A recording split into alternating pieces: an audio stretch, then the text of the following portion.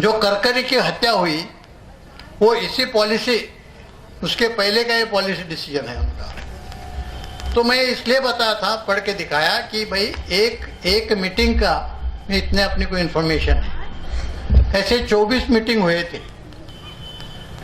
बाकी मीटिंग के जो क्लिप्स थे कहाँ गए आज तक पता नहीं। 3 मीटिंग जब हो गए तब तक बॉम्बे अटैक हो गया और उसमें करकरे मारे गए। ये बात कब की है?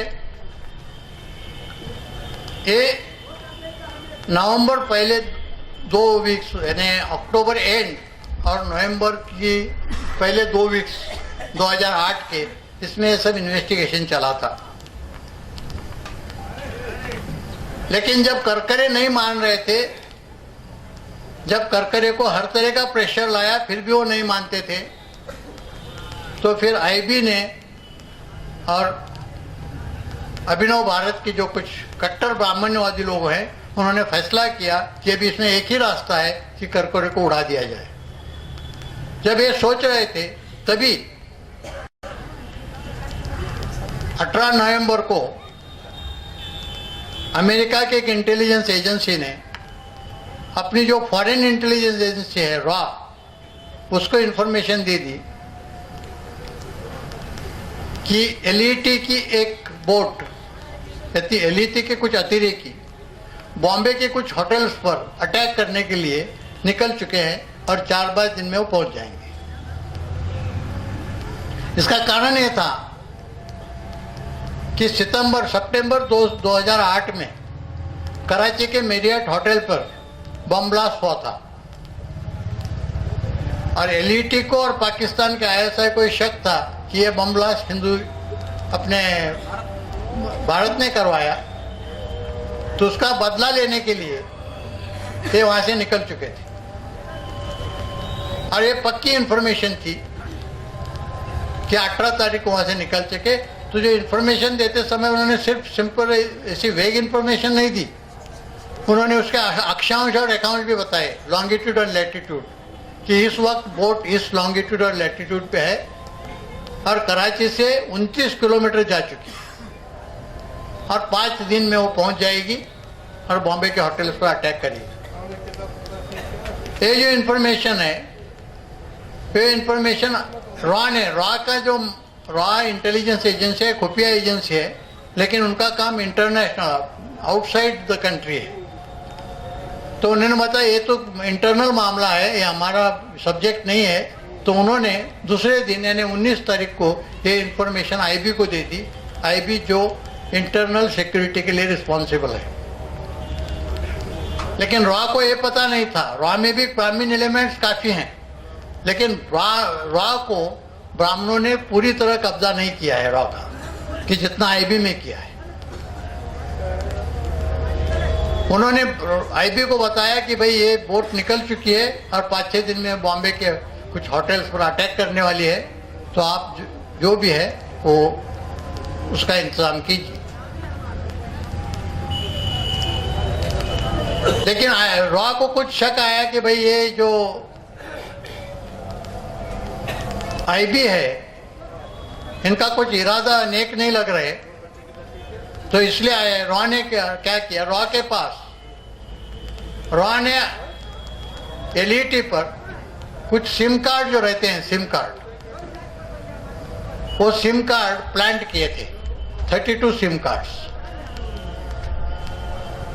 तो उन्होंने वो 32 सिम कार्ड्स के नंबर भी आईबी को दे दिए कि भाई ये 32 सिम कार्ड हमने प्लांट किए हैं, तो अभी ये जो निकल चुके हैं अटैक करने के लिए, तो इसमें के कुछ ना कुछ जो यूज करेंगे।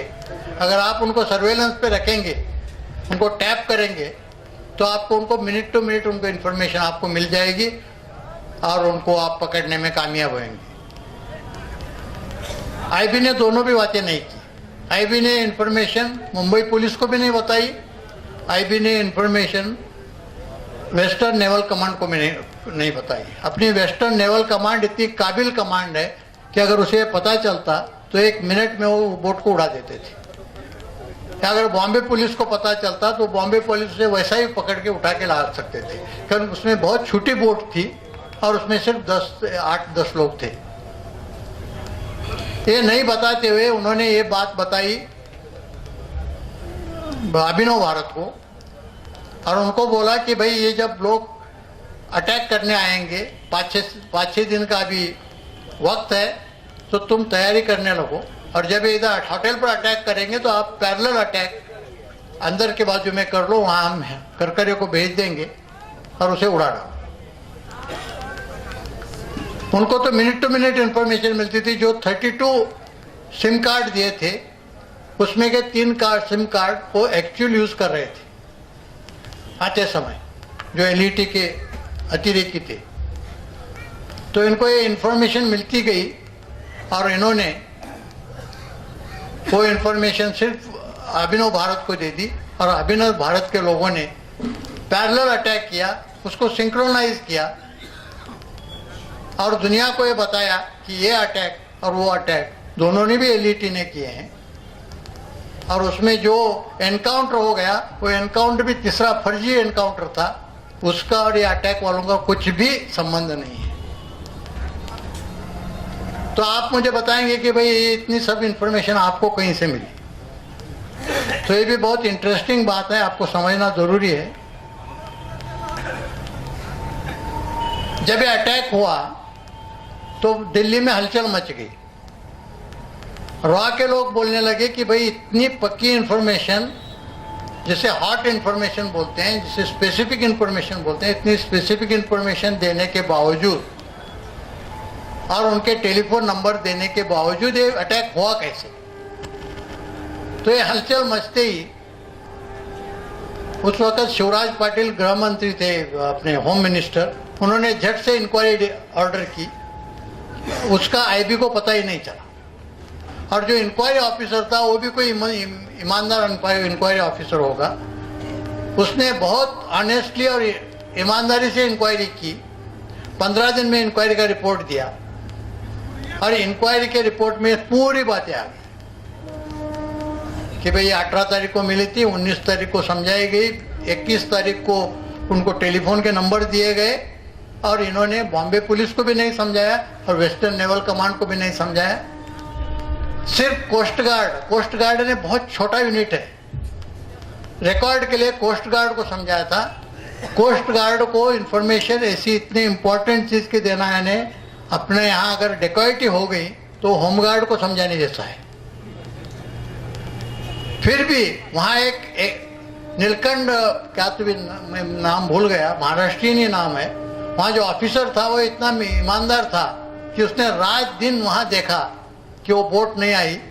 तो जो आईबी का ऑफिसर था प्रभाकर आलोक, कि जिसने वो इन्फॉर्मेशन दी थी, उसे उसने पूछा कि वो बोट तो मुझे नहीं मिल रही, मैंने पूरी जांच की है मेरे एरिया में, तो मुझे अपडेट दे दो वो बोट का, अभी बोट कहाँ है। उसे शक आया कि ये कुछ मुझे सच नहीं बोलेगा, तो इसने सिर्फ टेलीफोन से नहीं तो राइटिंग में भी उसे समझा दिया कि मुझे बोट का अपडेट दे दो कि मुझे बोट नहीं मिल रही, मैं यहाँ तैयारी में हूँ। तो जो प्रभाकर आलोक था, प्रभाकर आलोक ने आखिर तक उसे वो इन्फॉर्मेशन नहीं दी, वो भी वो इंक्वायरी में आया है। तो ये इंक्वायरी रिपोर्ट उन्होंने दबाने की कोशिश की, दबाई है। लेकिन इंडियन एक्सप्रेस और हिंदुस्तान टाइम्स, ये दो न्यूज़पेपर ने वो रिपोर्ट कहीं से हासिल किया और उसमें के जो इम्पोर्टेंट पॉइंट्स थे वो पब्लिश किए। मेरे बुक का आधार वो 2 न्यूज़पेपर्स की कटिंग्स हैं। आज तक कोई चैलेंज नहीं कर पाया। मैंने उस पर ये 2 जो हेमंत करकरे को कैसा बुलाया गया, हेमंत करकरे को कैसा भेजा गया और जो एनकाउंटर हो गया वो एनकाउंटर कैसा झूठा था, ये सब बातें बुक में बताई है। और इसी बुक के आधार पर, इसी पॉइंट के आधार पर राधाकांत जी यादव जो है उन्होंने वो पीआईएल की है और उसे जवाब आज तक नहीं दे पाए और गवर्नमेंट भी आज तक उस पर कुछ नहीं बोल रही और कोर्ट भी उस पर, कोर्ट की भी हिम्मत नहीं हुई कि उस पर कुछ ऑर्डर करे। अगर कोर्ट के ऑर्डर एक हफ्ता भर भी अगर उसे जवाब नहीं देता तो कोर्ट एडवर्स इन्फ्रेंस निकाल के अपनी ऑर्डर देता है, लेकिन आज तक इस पर ऑर्डर नहीं हुई। फिर राधाकांत यादव जी ने जब अजमल कसाब की आखिर लास्ट जो अपील था सुप्रीम कोर्ट में पेंडिंग था, तब राधाकांत यादव ने वहां ट्रांसफर एप्लीकेशन किया। उन्होंने कहा कि भाई जिस आधार पर अजमल कसाब को फांसी दी है नीचे के कोर्ट ने और हाई कोर्ट ने जिसे कंफर्म किया है और जिसका अपील आपके सामने शुरू है, उसी इन्वेस्टिगेशन को मैंने चैलेंज किया है कोर्ट में। हाई कोर्ट ने उसका सीरियस कॉग्निजेंस लिया है, गवर्नमेंट को नोटिस जारी की है, गवर्नमेंट ने आज तक जवाब नहीं दिया और उसी इन्वेस्टिगेशन के आधार पर आप पर अपील डिसाइड करने जा रहे हो। तो अभी मैं ट्रांसफर एप्लीकेशन कर रहा हूं, आप एक तो मेरा PIL इधर ट्रांसफर कीजिए और वो जो अपील है वो अपील के साथ उसकी सुनवाई कीजिए, या आप रुकिए, PIL का डिसीजन होने दो, फिर आप अपील की सुनवाई कीजिए। सुप्रीम कोर्ट ने बहुत इंटरेस्टिंग उसमें स्टेप ली। मैं किसी भी कोर्ट को या किसी जज को बोलता हूं तो बोलते हैं ऐसा तो हो ही नहीं सकता। मैं बोला हो गया। सुप्रीम कोर्ट ने क्या किया, राधाकांत जी यादव का जो ट्रांसफर पिटीशन था वो अपील को जोड़ दिया और उसकी सुनवाई नहीं की। और अजमल कसाब का अपील डिसमिस करते समय एक ही लाइन लिखी कि in view of this judgment the transfer petition is dismiss. अरे जो ट्रांसफर पिटीशन तुमने इधर लाया ही नहीं, बुलाया भी नहीं, उसकी सुनवाई नहीं की और कैसे डिसमिस किया। तो ये बहुत सीरियस उनका लैप्स है। मैंने बुक में रिपीटेडली कहा है कि ये करकरी की हत्या ये ब्राह्मण जो ब्राह्मण्यवादी हैं उन संगठनों ने और IB ने मिलके किया है। आज भी सुप्रीम कोर्ट का जजमेंट होने के बाद भी हर लेक्चर में मैं कह रहा हूं कि मैं जो कहता